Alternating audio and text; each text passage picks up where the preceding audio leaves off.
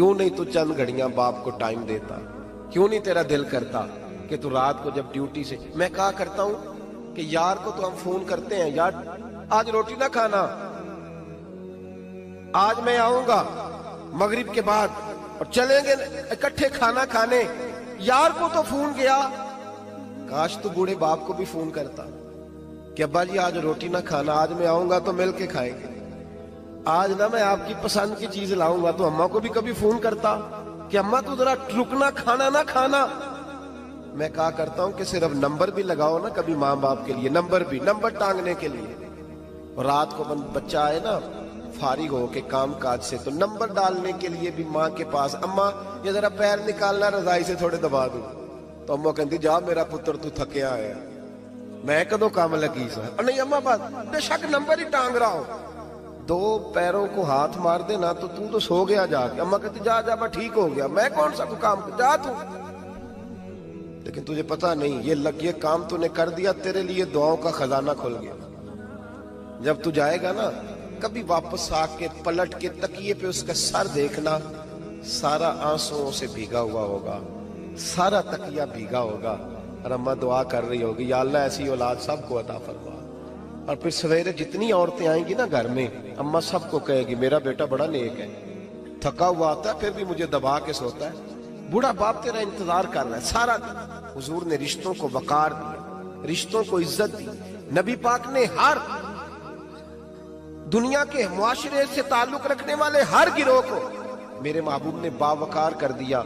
मियां बीवी का रिश्ता लोगों ने समझा था शायद ये ऐसा रिश्ता है कि बीवी पैरों की जूती होती है, लेकिन मेरे रसूल पाक ने इस रिश्ते को वो मकाम दिया, वो मकाम का इसको पाँव की जूती ना समझना, ये तो तेरे ईमान के महफूज होने का जरिया है।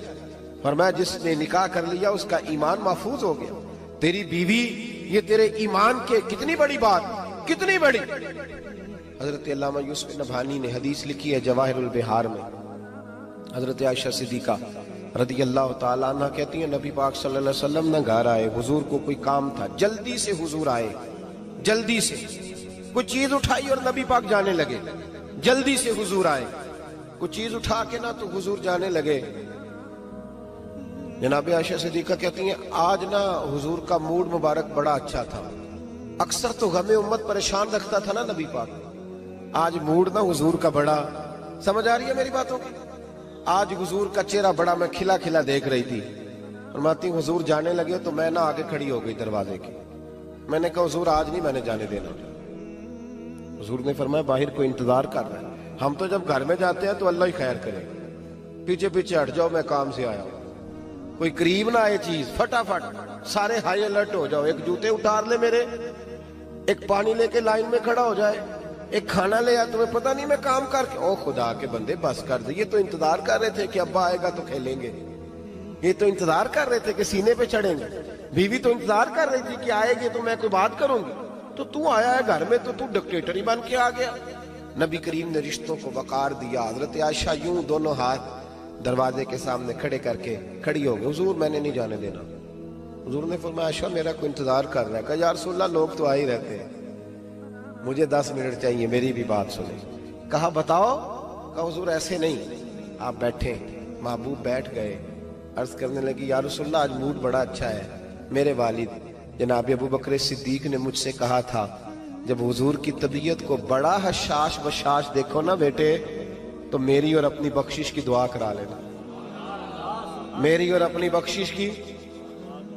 अब तो बख्शिश की दुआ कराने भी कम ही लोग आते हैं, अब तो वही वजीफा पूछते हैं जिससे काम कोई ना करना पड़े और पैसे छम छम गिरे, वो वाला वजीफा पजारों के लिए और मकान के लिए और बंगले के लिए। बख्शिश की बात को तो फिक्र होगी तो कोई कराएगा, लेकिन वो तो हमारा माहौल ही नहीं रहा। हजरत आयशा ने अर्ज की कि मेरे वालिद ने कहा था जब हुजूर की तबीयत बड़ी अच्छी है, शाश बशाश देखो, मेरी और अपनी बख्शिश की दुआ करा लेना। नबी करीम बैठ गए, हुजूर ने हाथ उठाए, नबी पाक ने दुआ मांगनी शुरू कर दी। कहा या अल्लाह आयशा और अबू बकर को इज्जत वाली जिंदगी अता फरमा, या अल्लाह इनका हिसाब कयामत में आसान फरमा। और फिर कहा ऐ अल्लाह इन्हें बगैर हिसाब ही जन्नत अता फरमा। جب یہ لفظ کہنا تو جناب عائشہ رونے لگی، ان کا سارا پلو آنسوؤں سے بھیگ گیا۔ فرماتی ہیں حضور اٹھ کے جانے لگے، خوش ہو گئی ہو حضور، ہو گئی ہو، جانے لگے نا دروازے پہ تو محبوب پھر لوٹ آئے۔ فرمایا شاہ میری دعا سن کے رو رہی ہو؟ قسم اللہ کی عزت کی، میں اپنے ہر امتی کے لیے یہی دعا دن میں 2 مرتبہ مانگا کرتا ہوں، ہر ایک کے لیے یہ دعا۔ حضور عزت دے دے، رشتوں کو وقار۔ معاشرے میں نا ایک طبقہ اور بھی ہے جس کو عزت کی بڑی ضرورت ہے۔ نوجوان توجہ کریں گے میری بات پہ، نوجوان، وہ پتہ کون سا طبقہ ہے؟ وہ ان پڑھ لوگوں کا طبقہ ہے۔ بڑا آسان ہے یہ کہہ کے گزر جانا کہ جاہل ہے جی سارے گاؤں والے، انہیں کیا پتا۔ یہ بڑا آسان ہے، یہ پینڈو جاہل ہیں جی، یہ ان کو کیا پتا، پڑھے لکھے نہیں جی لوگ، یہ تو آسان ہے، تو بڑا آسان سا کام، جاہل ہے انہیں کیا پتا، یہ کہہ کے گزرنا آسان ہے۔ لیکن کسی جاہل کو تعلیم دے دینا یہ مشکل ہے۔ تو بتانا، تو پڑھا لکھا تھا تو تو نے ان جاہلوں کے ساتھ ان کو تعلیم کتنی دی؟ میرے جیسا آدمی 4 دن مدرسے میں رہ کہتا لوگوں کو دعائے قنوت ہی نہیں آتی، تو پہلا سوال یہ ہے کہ مولانا آپ نے کتنے لوگوں کو یاد کرائی ہے؟ کس کو آپ نے کہا تھا ادھر آؤ دعائے قنوت یاد کراؤ؟ یہ تقریر میں کہہ دینا تو آسان ہوا کہ نماز جنازہ نہیں آتا۔ آپ نے کتنے لوگوں کی منت کی کہ بھئی یہ جنازہ یاد کر لو؟ یہ کہنا آسان ہے کہ لوگ یہ تو لفظ کیا نہیں بڑے آسان، جاہل ہیں جی سارے، انہیں کیا پتا۔ مولا علی شیر خدا کرم اللہ تعالیٰ وجہ الکریم سے کسی نے پوچھا تھا عقل مند کون ہوتا ہے، پڑھا لکھا کون ہوتا ہے؟ فرمانے لگے جو جاہلوں کے بیچ گزارا صحیح کرے۔ یہ تو آپ نے معاشرے سے کاٹ دیا نا کہہ کے کہ جاہل ہے کیا پتا۔ جو لوگ اکثر جہاز میں ٹریول کرتے ہیں نا، وہ جب بیٹھے ہوتے ہیں نا عمرے کی فلائٹ میں، تو جو بوڑھا بابا آتا ہے نا اندر، جو پہلی دفعہ بیچارہ پینڈو ہے، دیہاتی ہے، گاؤں کا رہنے والا ہے، اس کو نہیں پتا سیٹ نمبر کیا ہے۔ اس کو کیا پتا؟ اس کو تو پتا جب بس میں چڑھتے ہیں تو جو سیٹ خالی ہوتی ہے بیٹھ جاتے ہیں۔ تو بابا جی اب بیٹھ گئے بیچارے، پھر وہ عملہ آیا، اگر انہوں نے کوئی سخت بات کہہ دی تو نوجوان مذاق اڑاتے ہیں۔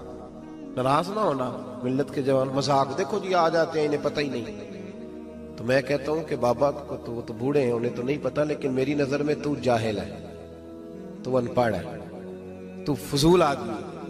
تو اگر پڑھا لکھا ہوتا نا تو تجھے جب سمجھ آ گئی تھی نا کہ میرے علاقے کے بابا جی ہیں اور بیچارے سادے ہیں، پہلی دفعہ جہاز میں چڑھے ہیں، تو فٹافٹ اٹھتا، اٹھ کے ان کا بازو تھامتا، پھر ان کا سیٹ نمبر دیکھتا، پھر اس پہ بٹھا کے آتا، پھر پانی کا گلاس پلاتا، پھر بیلٹ باندھتا، اور پھر کہتا بابا جی ضرورت پڑی نا تو وہ سامنے میں سیٹ پہ بیٹھا ہوں، مجھے آواز دے لینا، میں فٹافٹ آ جاؤں گا۔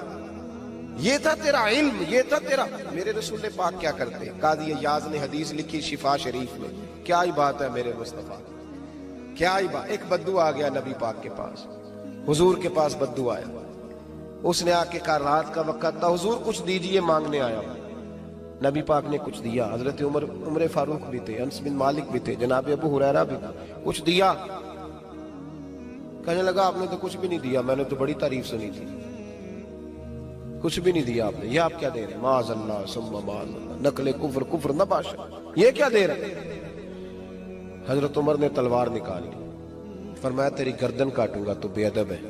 حضور فرمانے لگے عمر ٹھہر جا، ذرا جلدی نہ کر، ذرا ٹھہر۔ اچھا یہ بتائیں کہ مجھے جو میں کوئی فقیر آ جائے، اس نے گاڑی اشارے پہ کھڑی ہوئی دستک دی شیشے کو، میں نے شیشہ نیچے کیا، اس نے کہا جی کچھ دیجیے، میں نے دیے 10 روپے، اس نے کہا نہیں 100 کا نوٹ لینا ہے، تو میں پتہ کیا کروں گا؟ میں تو کہوں گا تو بھی دینا جی، تو 100 اللہ بدائی ہوتو ہی لئی، ادھر کرنا بھائی تجھے دے دیا جا، یہ کیا بات؟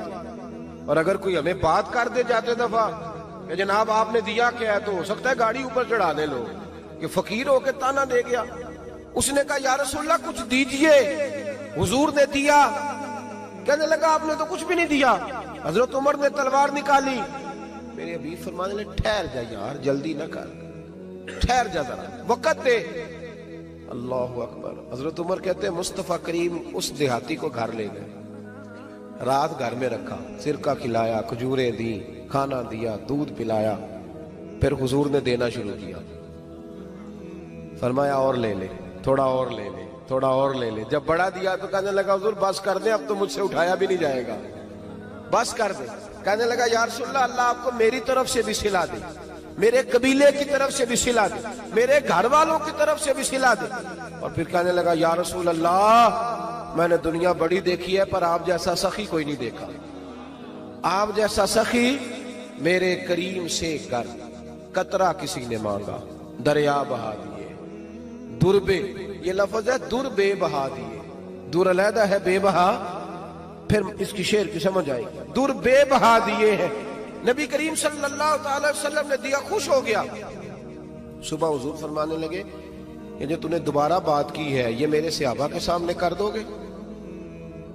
جب تم نے کہا تھا نا کہ نبی نہیں دیتے، فکرے پہ غور کرنا، جب کہا تھا نا نہیں دیتے تو ان کے دل ٹوٹ گئے تھے، جب تو کہے گا نا مصطفیٰ بڑا دیتے ہیں تو دل راضی ہو جائیں گے۔